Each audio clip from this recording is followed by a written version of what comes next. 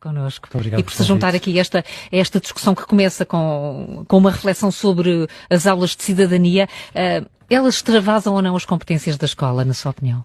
Eu estive a ler as linhas orientadoras e elas são tão ambíguas que permitem uma série de coisas, inclusive a manipulação ideológica destas aulas. Mas eu gostava de focar na parte que mais me toca, que é a área da saúde, e acho que é a área mais polémica que tem suscitado esta discussão pública. Em primeiro lugar, convém clarificar alguns conceitos, e eu aproveito a oportunidade, como psiquiatra, conceitos que são usados na linguagem, inclusive em decretos-leis, como autodeterminação de identidade de género e expressão de género, não são conceitos verdadeiros, são ideológicos, não têm respaldo científico absolutamente nenhum. O que é que está aqui em causa? O que está em causa é falarmos sobre uma doença, e sublinho, uma doença que ainda está consignada nos manuais de psiquiatria e nas classificações internacionais de psiquiatria, que se chama disforia do género. E aqui também não são, ao contrário do que eu ouvi a Sra. Deputada Marina Mão-Estaraga dizer, que são direitos humanos. Isto é um absurdo, porque não existe o direito à doença. O que existe é o direito às pessoas serem tratadas com dignidade, de acordo com a praxis médica, e porque existe muito sofrimento subjacente a este tipo de pessoas. A questão que se coloca aqui é qual é o papel da disciplina de cidadania em relação a isto. Deve educar para a saúde, com certeza que sim. Mas o que é que os pais querem, no fundo, com os seus filhos? Preferencialmente deve-se fazer coincidir a identidade sexual do sexo chamado biológico com o sexo percepcionado, que é chamado de género. Isso é que é o desejável. Então, se assim é, a escola não deve fomentar esta desincronia, que é o que faz, no fundo, esta ideologia. Que Acha que fomenta quando se dá conta dessa doença está fomenta, e há dados estatísticos que o demonstram. Por exemplo, a Associação Americana de Psiquiatria, o anual foi revisto agora em 2022. A prevalência desta patologia aumentou cerca de 10 vezes. Em Inglaterra, no espaço de 9 anos, aumentaram cerca de 2.000 e tal por cento de casos de miúdos que têm esta patologia. Além disso, antigamente, havia um rácio rapazes, raparigas ou homens, mulheres, de cerca de 1 para 3, 1 para 4, e neste momento, na área da adolescência, as raparigas têm maior prevalência. Inverteu-se completamente. Inverteu-se. Isto é o efeito desta ideologia, desta influência dos mídias, das redes sociais, etc. Eu gostava de fazer aqui uma analogia, porque há uma analogia com outra doença, que é a anorexia nervosa. A anorexia nervosa só começou a ser descrita a partir dos anos 90 e era rara, não era registada, em países como a África, ainda hoje é raríssima, em países da Ásia, como o Japão, como a Coreia do Sul, e era mais prevalente, principalmente na Europa e nos Estados Unidos. E o que é que se verificou? Em classes sociais altas, mais em classes sociais mais altas. Sim. Não é? E principalmente em raparigas. Em raparigas de classes sociais mais altas. E o que é que aconteceu? Devido à globalização, devido a fenómenos da culturação, esta patologia aumentou exponencialmente e espalhou-se por todo o mundo.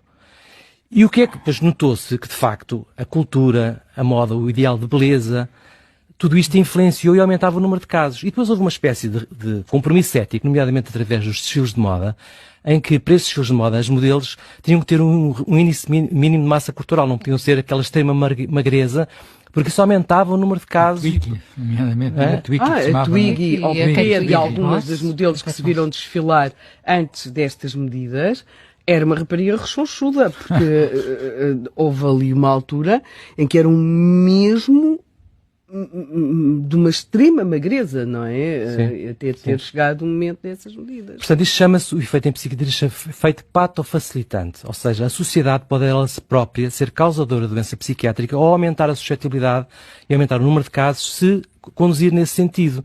Portanto, o ideal seria isso. Agora, depois há outra coisa que convém dizer. E há estudos, agora não é possível publicar este tipo de estudos, mas há uns anos foram publicados porque há censura e há cultura woke e nós sabemos o que é que acontece em relação à ciência sobre esta matéria.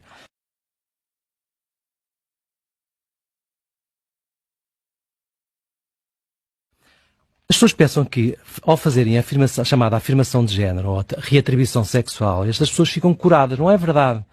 Há um estudo enorme feito nos Estados Unidos em 2001, em São Francisco, que avaliou cerca de 500 e tal transexuais, e o que se verificou é que após a retribuição sexual, nomeadamente as cirurgias, os tratamentos hormonais, o risco de suicídio desta população, aliás, a prevalência de suicídio era 32%, e a prevalência da depressão era cerca de 50% a 60%.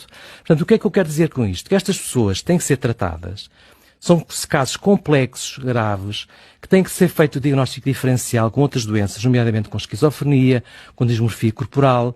E o que aconteceu com a lei que foi aprovada 15 de 2024, que eu não percebo como é que a Ordem dos Médicos se silenciou em relação a isto, que é uma intermissão claramente no ato médico,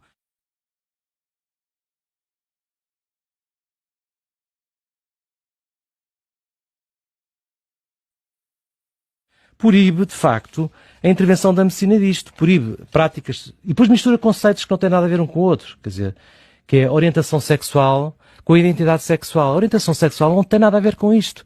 A identidade sexual, de facto, neste caso, é uma doença. Portanto, se é uma doença, tem que ser alvo de tratamento. A orientação sexual... E muitas vezes, desculpa a interrupção, muitas vezes tem até motivações de pequenas alterações genéticas. Portanto, ao contrário da orientação sexual, que não tem nada a ver com, digamos, com aquilo que está nos nossos genes, pode haver casos que são raros, mas são raros em que, por exemplo, há 3 cromossomas. Portanto, ou há uma expressão que num período de desenvolvimento não se expressou, que criam diferenças. Muitas vezes as pessoas nem se apercebem delas durante a vida porque nunca tiveram, só se apercebe quando nós nem sabíamos, até conhecermos o DNA. Mas sabe o que é que está a acontecer? Os ginecologistas estão com receio de tratar essas crianças neste momento, que eu sei, testemunhos, por causa desta lei. A lei proíbe e é apenas suspensão, inclusive, da prática médica, que podem ainda ter, salvo erro, 20 anos. Ora, isto é uma intervenção política e ideológica na praxis médica, não pode ser. Depois aconteceu um caso, que foi pouco discutido, quer dizer, que foi o caso da Travis Clinic em Inglaterra.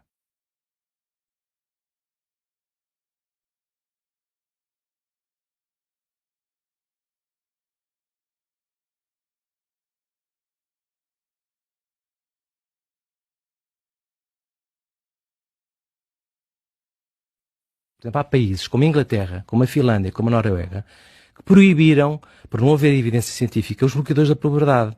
A Travis Clinic, foi uma clínica que trabalhou sobre esta área durante quase 40 anos, foi à falência porque houve pessoas que processaram depois a clínica, antigos doentes, precisamente por este tipo de tratamentos não terem eficácia e terem consequências. Não se sabe exatamente neste momento quais são as consequências dos bloqueadores da puberdade, nomeadamente a nível do desenvolvimento do sistema nervoso central, nomeadamente a nível da personalidade, das funções cognitivas, etc. Portanto, está-se a fazer... E que são utilizados nestas situações. São utilizados nessas situações e cá em Portugal também sei que estão a ser utilizados.